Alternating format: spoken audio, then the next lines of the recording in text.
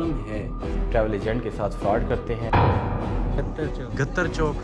जी जी। और उस गांव में हम जाएंगे हमें, और इस इलाके से जब हम आगे निकले लेफ़्ट राइट बिल्कुल ऐसा अंधेरा था कि बिल्कुल कोई आबादी नहीं थी, ज़ीरो आप कह सकते हैं, कोई एक घर भी नहीं था। आपने सुना होगा कि ट्रैवल एजेंट तो फ्रॉड करते हैं लोगों के साथ, लेकिन ये आपने नहीं सुना होगा, बल्कि लोग सुनना पसंद नहीं करते कि लोग भी ट्रैवल एजेंट के साथ फ्रॉड करते हैं। मैं अभी जा रहा हूँ जेहलम की तरफ। जेहलम से आगे एक गांव है, उस गांव में हम जाएंगे और आप ये एरिया सबसे पहले देखें, यहाँ के जो मकामी हैं उनसे सुने कि ये इलाका कौन सा है। अस्सलाम वालेकुम। वालेकुम सलाम। क्या हाल है भाई, ठीक है आप? ठीक-ठाक अच्छे हैं, वीडियो बना सकता हूँ? कोई मसला नहीं है। अच्छा ये बताएं ये कौन सी जगह है? गत्तर चौक। बत्तर चौक? गत्तर चौक। गत्तर चौक। जी जी। और इसके आगे कौन सा इलाका है? इसके आगे बड़ा गवा। बड़ा गवाह। जी जी। तो ये बत्तर चौक बड़ा गत्तर चौक। गत्तर चौक बड़ा गवाह का इलाका है, ये आप देख सकते हैं। जी ये आपने कंफर्म कर लिया कि ये इलाका कौन सा है। मुझे तो इसका नाम भी याद नहीं रहता, काफ़ी मुश्किल नाम है। और इस इलाके से जब हम आगे निकले लेफ़्ट राइट बिल्कुल ऐसा अंधेरा था कि बिल्कुल कोई आबादी नहीं थी, ज़ीरो आप कह सकते हैं, कोई एक घर भी नहीं था, एक सिंगल रोड थी और हम बस जा रहे थे। काफ़ी ज़्यादा ट्रैवल करने के बाद जो है हम आखिरकार उस मकाम पे पहुँचे। मेन मुद्दा मैं बताता हूँ कि मेन वजह क्या थी इस टाइम इतना दूर ट्रैवल करने की और इसका फ्रॉड से क्या रिलेशन है। देखें इसमें यह होता है कि जो दुबई का वीज़ा हम देते हैं तो दुबई के वीज़े में हमारी रिस्पॉन्सिबिलिटी होती है कि जो बंदा वीज़ा हमसे ले रहा है, जिस बंदे को हम वीज़ा दे रहे हैं, तो वो टाइम से वापस आएगा। जैसे दुबई से आईडी मिलती है, वो आईडी उसमें डायरेक्ट हम अपने पासपोर्ट, आईडी कार्ड, पिक्चर ये जो हम आपसे लेते हैं वो उसमें अपलोड करते हैं, उससे हमें डायरेक्टली वीज़ा मिलता है पेमेंट के ऊपर। इसमें पेमेंट एडवांस धर्म में पड़ी होती है जो कि हम पहले से ही पे करते हैं और साथ में उसको यूज़ करते रहते हैं। तो जैसे ही हम वीज़ा ये जो है इशू करके देते हैं क्लाइंट को, तो उसमें हमारी रिस्पांसिबिलिटी हो जाती है कि ये फ़िक्स टाइम पे वापस आएगा। 1 मंथ का है तो 1 मंथ में, 2 मंथ का है तो 2 मंथ में ये वापस आएगा, या एक्सटेंशन करेगा, या उसके अलावा जो है ओवरस्टे होगा तो उसको फ़ाइन चार्ज होगा, फ़ाइन पे करेगा। इसमें और कोई ऑप्शन नहीं होता। अगर वो बंदा गायब हो जाता है तो हम उसको एब्सकॉन्ड शो कर देते हैं कि ये फ़रार हो चुका है, और इसकी जो पेनल्टी है वो फौरी तौर पे इमिग्रेशन हमसे चार्ज करता है। अगर हम एब्सकॉन्ड नहीं करते तो जो फ़ाइन है वो हर डे हम पे आता है।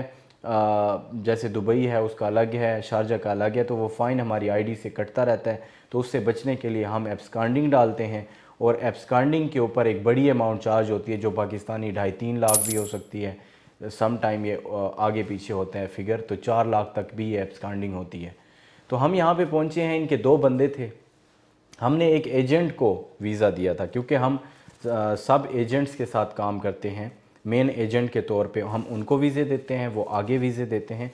तो जैसे ही हम वहाँ पे पहुँचे तो वो एजेंट तो बिल्कुल उसने हाथ खड़े किए, उसने कहा मुझे तो समझ नहीं आ रही, पहले से ही उसने काफ़ी सारी पेमेंट देनी थी। तो खैर हम उनके साथ चल के इस मकाम पे पहुँचे। अब ज़रा उसके भाई की बात सुने कि हम पे पेनल्टी आने वाली थी 6 लाख की, 2 बंदे हैं, 6-7 लाख की पेनल्टी। जो एजेंट है जिसको मैंने वीज़ा दिया था उसने हाथ खड़े कर दिए, हालांकि उसकी रिस्पांसिबिलिटी थी, रूल्स के मुताबिक वो रिस्पांसिबल है। मेरा यहाँ इस्लामाबाद से वहाँ तक ट्रैवल करना भी नहीं बनता था, लेकिन मैंने ट्रैवल किया। फिर उसकी सपोर्ट के लिए, उस ट्रैवल एजेंट की सपोर्ट के लिए उसके साथ गया।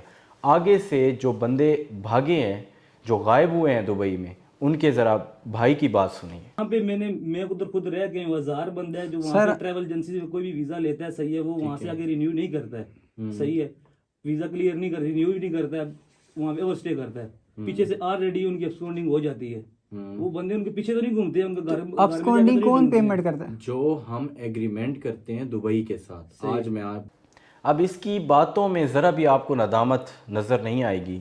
ये उल्टा हमें सिखाने की, समझाने की कोशिश में है कि शायद हम बेवकूफ़ हैं कि हम जेहलम पहुँचे और फिर उस इलाके तक पहुँचे कि भाई आप अपने बंदों को, अपने भाई को, उसके दोस्त को वापस बुलाएं ताकि हम पेनल्टी से बचें। अगर पेनल्टी आई तो वो आपने पे करनी है, और मैं आपसे नहीं मांगूंगा, मैं तो एजेंट से मांगूंगा और एजेंट आपसे मांगेगा।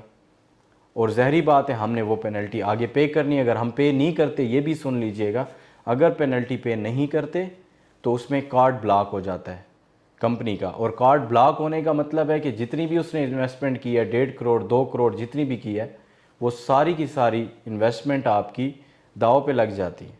तो ये चीज़ें लोग नहीं समझते।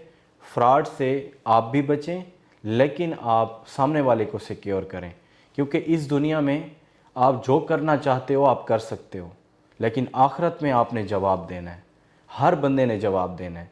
तो ट्रैवल एजेंट जो गलती करते हैं उनको सबक सीखना चाहिए, उनको आखिरत को सामने रखते हुए बहुत सारे ऐसे वाक़यात मामलात हैं, आप पढ़ के देख के सीख सकते हैं, उनसे सबक लेना चाहिए। बहुत सारे ऐसे लोग हैं जो तबाह हुए हैं, गर्क हुए हैं।